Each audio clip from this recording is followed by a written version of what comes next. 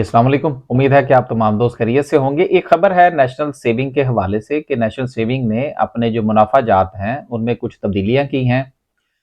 इन मुनाफा जात की तब्दीली का असर यकीनन फाइनेंशियल मार्केट पर आता है क्योंकि हमारे यहाँ चूंकि सिक्योरिटी का फुकदान है, ख़ास तौर पर फ्रॉड्स बहुत ज़्यादा होते हैं।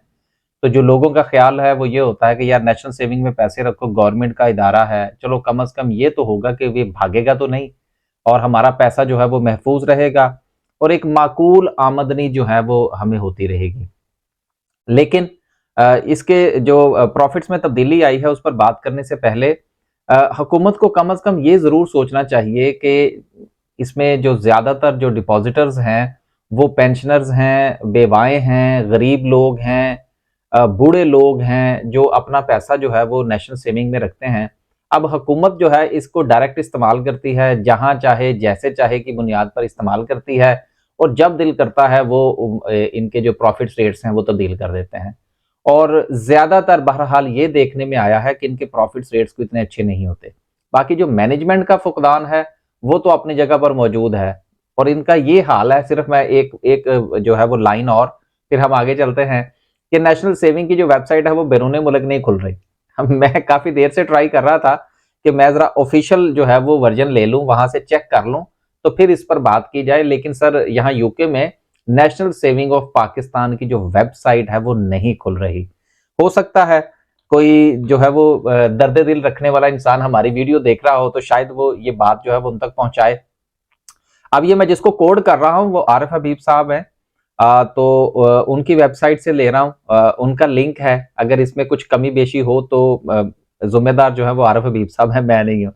अब देखिए बात यह है कि आरिफ हबीब साहब ने भी इस पर बात क्यों की, देखिए बात करनी बनती है क्योंकि वो भी सेविंग इन्वेस्टमेंट के हवाले से सर्विसेज प्रोवाइडर हैं, ब्रोकरेज हाउस है, यानी कि स्टॉक मार्केट, म्यूचुअल फंड सारा कुछ है। तो ये भी एक समझ लीजिए ना, एक विंडो है नेशनल सेविंग। तो ये चूंकि दोनों सर्विस प्रोवाइडर हैं तो जब कमी बेशी होती है तो दोनों के ऊपर इम्पैक्ट आता है। अब फर्क कहां कहां पर पड़ा है वो जरा थोड़ा सा देख लेते हैं। डिफेंस सेविंग सर्टिफिकेट्स हैं, इन पर पहले जो शरह मुनाफा थी वो 14.5% थी और अब भी 14.5% है। इस पे किसी किस्म की कोई कमी या बेशी नहीं हुई। उसके बाद बहबूद सेविंग सर्टिफिकेट्स हैं, इस पर पहले जो शरह मुनाफा थी वो 16.1% थी। सॉरी, माजरत जी, बहबूद सेविंग सर्टिफिकेट्स हैं, उस पर पहले जो शरह मुनाफा दी जा रही थी वो 16.3% थी। अब उसको कम करके 16.1% कर दिया गया है। ज्यादती है वैसे गरीबों के साथ कि एक तो वो पैसा आपके पास रखें और दूसरा आप अपनी मर्जी की बुनियाद पर जब चाहें आप जो है वो उनका गला काट दें। उसके बाद आगे जो है वो है जी रेगुलर इनकम सर्टिफिकेट। अब इसमें देखें कितनी ज्यादा जो है वो तब्दीली की है इन्होंने। पहले जो इसमें शरह मुनाफा इनको मिल रही थी लोगों को वो थी 16.1%। अब उसको कम करके 15.1% कर दिया गया है, यानी कि सीधा सीधा ही जो है वो रफली 100 बेसिस पॉइंट्स का जो है वो कमी कर दी गई है। आगे चलते हैं जी। आगे जो है स्पेशल सेविंग सर्टिफिकेट्स हैं, इस पर जो पहले शरह मुनाफा थी वो 18% थी और अब इसको कम करके 16.4% कर दिया गया है, यानी कि 1.6%। यार सीधा सीधा दो ही कर लें आप, 2% जो है 1.6 तो बन गया ना। तो अगर आप इसको राउंड फिगर में करें तो अच्छा खासा फर्क पड़ता है। उसके बाद है जी सेविंग अकाउंट। उस पर जो पहले शरह मुनाफा थी वो 20.5 थी, अब भी 20.5 है। फिर पेंशनर्स बेनिफिट अकाउंट था, उस पर पहले शरह मुनाफा जो मिल रही थी वो थी 16.3%। अब उसको कम करके 16.1% कर दिया गया है।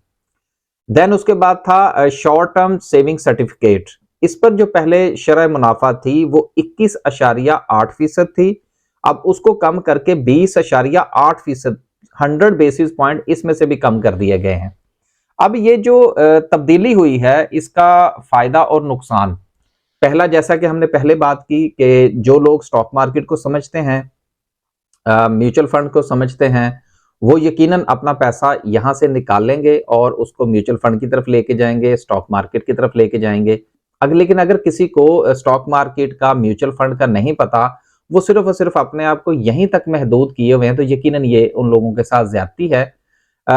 हमें देखें तो स्टॉक मार्केट के पॉइंट ऑफ व्यू से हम तो कहेंगे कि ये एक अच्छी खबर है, लेकिन हमने एक आवाम को भी देखना होगा कि हमारी जो टोटल पॉपुलेशन है, उसका कितने फीसद लोग ऐसे हैं जो कि सेविंग एंड इन्वेस्टमेंट के जो इंस्ट्रूमेंट्स हैं, जिसको हम लोग पैसिव इनकम कहते हैं। एक्टिव इनकम तो ये होती है ना कि आप गए, आपने काम किया, अपना सारा दिन लगाया, देन आप वहां से दिहाड़ी कमा के आए, वो तो होगी आपकी एक्टिव इनकम। पैसिव इनकम जिसमें सेविंग है, इन्वेस्टमेंट है, जहां पर आप अपना पैसा रखते हैं और पैसा आपके लिए वेल्थ जो है, ये पैसा पैसे से पैसा बनता है, जहां पर आपकी फिजिकल इन्वॉल्वमेंट नहीं होती, अगर होती भी है तो ना होने के बराबर। तो चूंकि फाइनेंशियल लिटरेसी जो है वो ना होने के बराबर है, और आम गली मोहल्ले में आप किसी को भी पूछ लें स्टॉक मार्केट क्या होती है, म्यूचुअल फंड क्या होता है, शायद मेरा नहीं क्या मतलब मेरे मोहल्ले में, मैं मेरे मोहल्ले की क्या बात करते हैं, मेरे रिश्तेदारों में बहुत सारे लोगों को नहीं पता कि ये म्यूचुअल फंड क्या होता है और स्टॉक मार्केट क्या होती है।